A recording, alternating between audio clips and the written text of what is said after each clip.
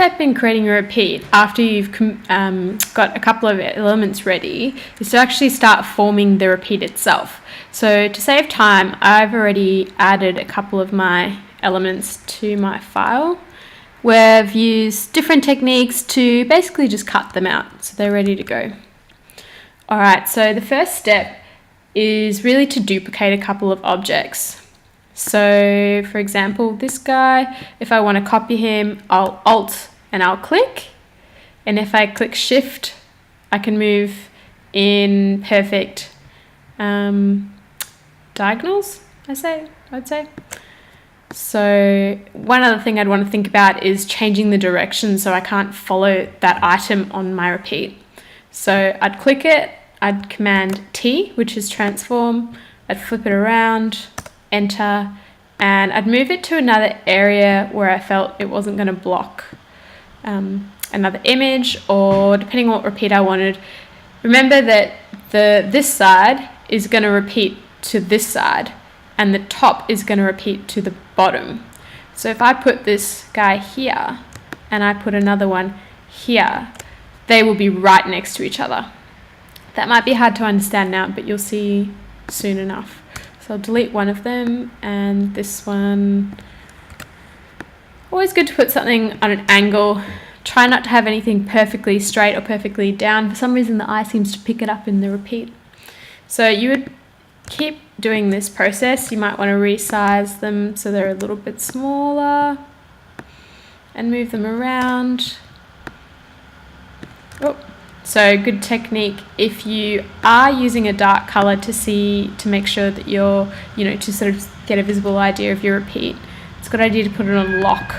So this means that the layer's not going to move at all. So I'll do a couple more. Now this can be done pretty quick. As soon as you resize it and reshape it, you don't pick it up often where else it is in the print, which is great because that's what we want. We want variety. We don't want people to know where our repeat is. That's a sign of a good repeat. Okay. I don't really like them, so I'll delete them. So similar objects we want to separate. Okay. So the leaves, you wouldn't want to have them all in the same exact area. And if you've created some emblems with the same colors and you want to mix up the colors, so for example, if you want to use that one there, but you're like, oh, it looks too similar, you might want to try this. So Command U is where you do alterations for your color. So you can either saturate it, which turns it into grey, or you can play with the hues, so you can give it a different color, so grey, and then to even more saturated. So I probably want something pinkish so it sort of ties into the print. I might copy that again, change it up where it sits. This little guy just means it can rotate off that point. Often gets really annoying, to be honest, but if that ever happens, now you know why. Okay, so I've sort of spread out my objects. You want to avoid big gaps if I'm going for an effect that's overall, depending on what you like. You kind of want everything spaced out evenly, if that makes sense. What else could I add here? Maybe this guy. And then I might just change the color of him, so Command U. And I'll go blue. And then again, maybe I would have a couple of my emblems behind objects. So how I'd put it behind would be to check what layer this guy's on, check this layer, and move this one below that one. So now my leaf is sitting behind, which is what I want. But I might just change the direction. There we go. And this, oh, how did that happen? And this one I'll copy and I'll move to another spot.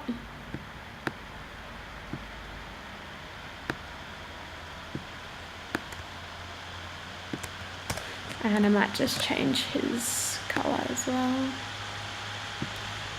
Super subtle green,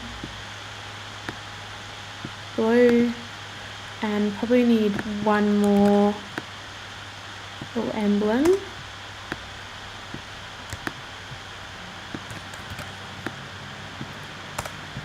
Now this one is going to be quite close to this one because the repeat is going to follow there. So I would maybe move this guy away.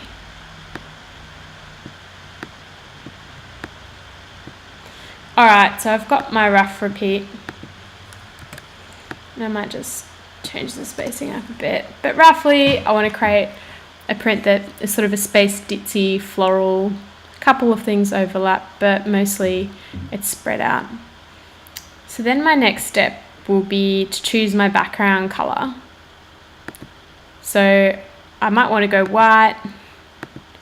So now maybe I would unlock this and I would duplicate that layer and I would choose a background layer, so color overlay, and I might have a bit of a play and see what works. So red just looks too intense for the theme. And yeah, that's a good question. What is your theme? Who is your target audience?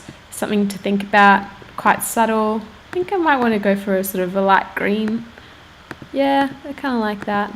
Like a soft light blue green. Could be maybe a kid's print or something like that. Kind of springtime feel. Okay, great. So the next step will be in the next video, but the first thing you need to do here is create a new layer. And I've just grouped all my spare layers, which you don't need to worry about doing. The only step you need to think about now is basically screenshotting this page to create the repeat. So the shortcut is Shift, Alt or Option, Command and E. So it's quite a few keys, 4 keys. And so there now we can see that my whole, if I turn off all my others, that my whole screen has been duplicated onto one layer. Alright, next video up next.